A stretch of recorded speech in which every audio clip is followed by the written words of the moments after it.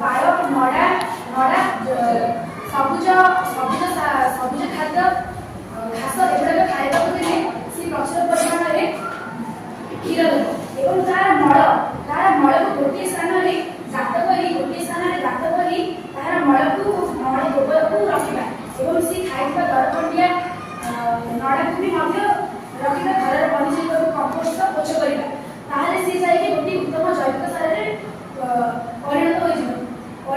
ସେହି ଜୈବିକ ସାରକୁ ନେଇ ଯଦି ଆମେ କ୍ଷେତରେ ପକାଇବା ତାହେଲେ କ୍ଷେତର ମାଟି ଉର୍ବର ହେବ ଏବଂ ଚେର ବଢ଼ିବାକୁ ଲାଗିବ ଫସଲ ବି ମଧ୍ୟ ଭଲ ବିନା ମାଟିରେ ଜୈବିକ ସାର ପଦ୍ଧତିରେ ଚାଷ ହେଉଥିବା ପ୍ରଣାଳୀକୁ ହାଇଡ୍ରୋପୋନିକ୍ କୁହାଯାଏ।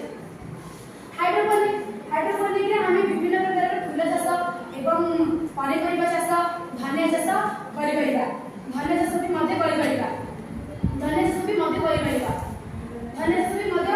ଆମେ ସମସ୍ତେ କରିପାରିବା। ହାଇଡ୍ରୋପୋନିକ୍କୁ ଆମ ଘରୋଇ ସ୍ତ୍ରୀ ଲୋକମାନେ ଏବଂ ଯୁବଗୋଷ୍ଠୀ ମାନେ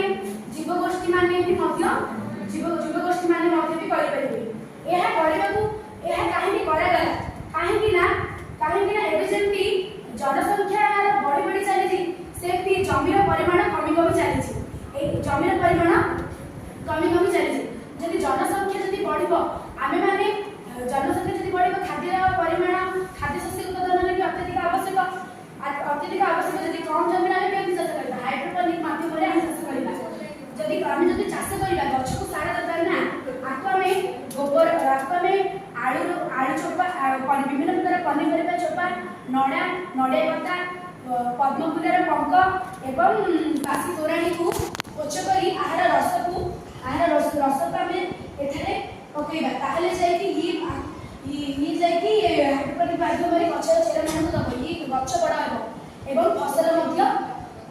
ଫସଲ ମଧ୍ୟ ବଡ଼ ହେବ। ଯଦି ଏଠାରେ ପୋକ ଲାଗିଯାଉଛି ଆମେ ନିମ୍ବ ପାଣିକୁ ସିଝେଇ ପାଉଁଶ ଏବଂ ହଳଦୀ ଗୁଣ୍ଡ ପକେଇକି ଆକୁ ସ୍ପ୍ରେ କରିବା ଏହା ମଧ୍ୟରେ ଗଛରେ ପୋକ ଲାଗିବା କମିବ। ଏ ଦେଖନ୍ତୁ ହାଇଡ୍ରୋପୋନିକ୍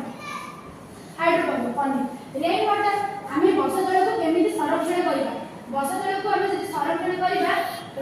ତାହେଲେ ଆମେମାନେ କୃଷି କାର୍ଯ୍ୟକ୍ରମରେ ବ୍ୟବହୃତ କରିପାରିବା। କେବେ ବର୍ଷା ଦିନେ ବର୍ଷା ହୁଏ 8 ଦିନ 15 ଦିନ ଯଦି ବର୍ଷା ଯଦି ନ ହେବ ତାହେଲେ ଆମେ ଏହି ଜଳକୁ ନେଇ